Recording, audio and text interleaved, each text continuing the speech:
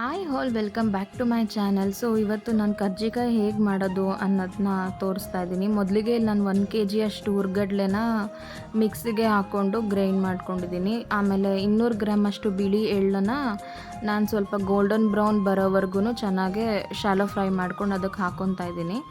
ಆಮೇಲೆ ಬೆಲ್ಲನ ಚೆನ್ನಾಗೆ ಪುಡಿ ಮಾಡಿಕೊಂಡು ಇಲ್ಲಿ ಹಾಕ್ಕೊತಾ ಇದ್ದೀನಿ. ನಾನಿಲ್ಲಿ 2.5 ಅಷ್ಟು ಉಂಡೆ ಬೆಲ್ಲನ ನಾನು ಜಜ್ಕೊಂಡು ಹಾಕ್ಕೊತಾ ಇದ್ದೀನಿ.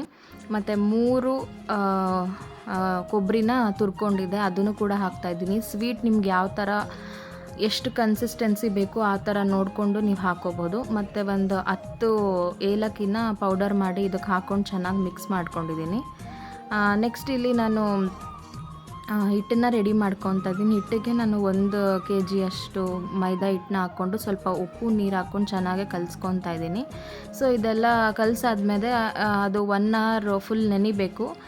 ನೋಡಿ ಈ ಥರ ಎತ್ಕೊಂಡಾಗ ನಿಮಗೆ ಅದು ಹಿಟ್ಟು ಕೈಗೆ ಅಂಟಬಾರ್ದು. ಸೊ ಈ ಥರ ಕನ್ಸಿಸ್ಟೆನ್ಸಿ ಬಂದರೆ ಅದು ಹಿಟ್ಟು ಚೆನ್ನಾಗೆ ನೆಂದು ಚೆನ್ನಾಗಾಗಿದೆ ಅಂತ.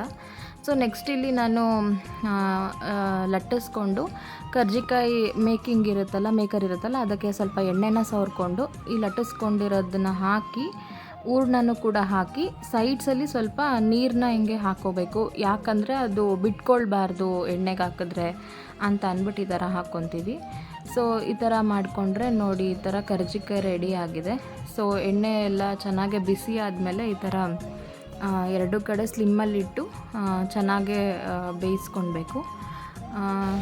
ಬೇಯಿಸ್ಕೊಂಡು ಇದನ್ನು ಒಂದು ಪಾತ್ರೆಗೆ ಹಾಕ್ಕೊಂಡು ಚೆನ್ನಾಗೆ ಒಂದು 1 hour ವರೆಗೂ ಆರಿಸ್ಕೊಂಡು ಬಿಡಬೇಕು. ಈ ಥರ ಬಿಟ್ಟರೆ ಅದು ಬೇಗ ಮೆತ್ತಗಾಗಲ್ಲ, ಗರಿ ಆಗಿರುತ್ತೆ ಅಂತ ಅಂದ್ಬಿಟ್ಟು ಆರಿಸ್ಕೊತೀವಿ.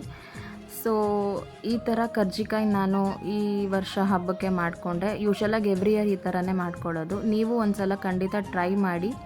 Thank you all.